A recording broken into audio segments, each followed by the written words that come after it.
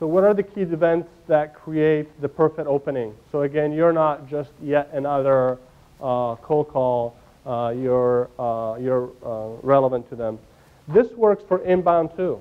As much as I agree the long-term inbound marketing is going to be the way to go, most organizations today do a blend. So they kill some kittens and then they do some inbound marketing. But when you're not killing kittens and you're doing inbound marketing, you get a bunch of leads. The question for your sales organization is, first of all, out of these 100 people that came to this event today, which ones are good opportunities, which ones are good leads? So lead qualification, size of company, geography, and so on and so forth. And then when I reach back out to them, can I say something compelling? Not just the generic, hey, thank you for coming to the BrainSell event. It was great to see you.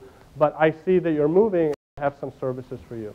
So making that discovery of compelling business events really scalable for salespeople is one of the things that we focus on.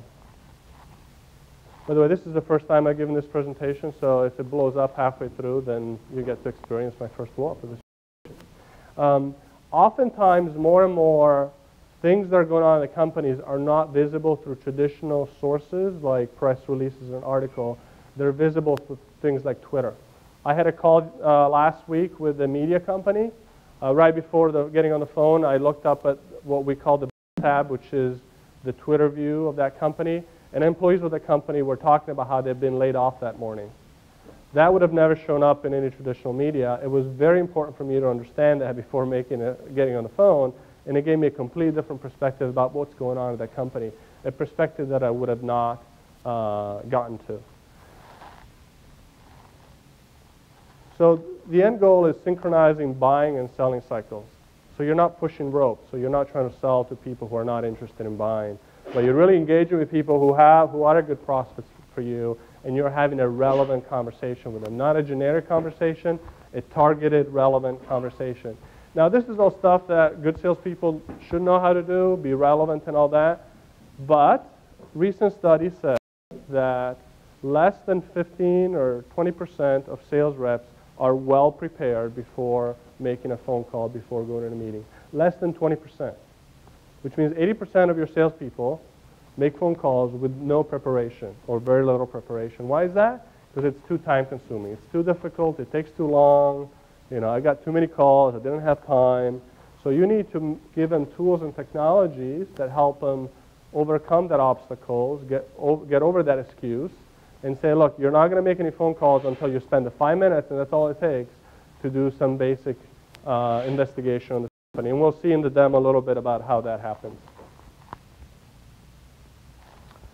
So a little bit, so while Dharmesh is a very friendly marketing person who doesn't pitch his product, I'm less friendly salesperson who pitches a product, so let me tell you about what we do. We talked about all the information that's available in all these sources and how it can make your salespeople more relevant and connect better to their prospects. Our application, which we'll see in just a bit, is a demo within SugarCRM. It aggregates all this information. So in one place you can see what's going on at that company, what are people writing about it, what's been said on blogs, what's been said on Twitter, is this company growing or shrinking, how big is this company, what vertical, what do their financials look like, who are the key people, so you can see it all in one place. And then we highlight for your salespeople things that are relevant to them. People-to-people connections, like we talked about before. How do I get to people in this company through referral, number one. And number two is compelling business events. Is there anything happening in this company that allows me to have a more targeted outreach, a non-generic outreach? We then make all that information available within the CRM application. SugarCRM, kind enough to host us here, so that's the application that I'll talk about today. So it's really easy for people to get to. They don't have to do any extra work. It's there. They don't have to go find it. It's there. It's right in their face. They can't avoid it. And in my experience, that's what it takes with many sales organizations. Yours is probably better than mine. But if it's not right in their face, it's not right at their fingertips, they're not going to go get it. So we put it at their face, we put it at their fingertips, so their excuses of not being ready are gone. And then if they're traveling, we also put it on their PDA and their mobile. So every morning they get an email alert that says, in your territory, in your patch, in your accounts, these are the things that have happened in the last 24 hours that might be good selling opportunities for you. So the question I always ask myself is, is what I'm doing making any difference? Is it just a bunch of cool tools, or is it yielding productivity? This was a study done by an independent Aberdeen group, not paid by us. They did it on their own funds, so they were not influenced. They interviewed 422 companies, and they do this every year, and they ask these companies, how have your sales metrics changed over the last 12 months? The average respondent in 2009, this was October 2009 to October 2008, so the valley of death, if you want. The average company had 3% fewer reps achieving quota, reduced revenue by 1%, flat on win-loss rates, flat on lead conversion rates. Then they broke out for us how our customers responded, and our customers got 8% better quota achievement, 7% better revenue, 6% win-loss rate, and 5% better lead conversion rates. That's what matters to me at the end of the day. All the other stuff is just technology, it's just stuff. But this is what I want to see. I want to see our customers succeed over other customers. And whether you use our product or don't use our product, it matters less to me. What matters to me is the fact that if you are still running a sales organization in 1.0 mode, using traditional tools, traditional approaches, you're not leveraging social media, you're not leveraging connections, you're not leveraging technology, either one of your competitors is doing it right now, or they're going to do it really soon. And I see it in many markets where some of our customers are just outperforming their competition. They don't have a better product, they don't have a better message, they're just outselling them.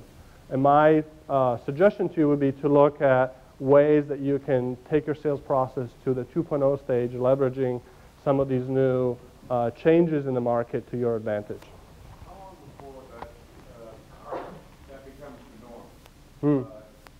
Say basically, it won't be called 2.0 anymore, it'll just be called the way it is. Yeah. You know, I think it's going to be a while. Every day I get people who say, I don't think Twitter is here to stay. I think it's a fad.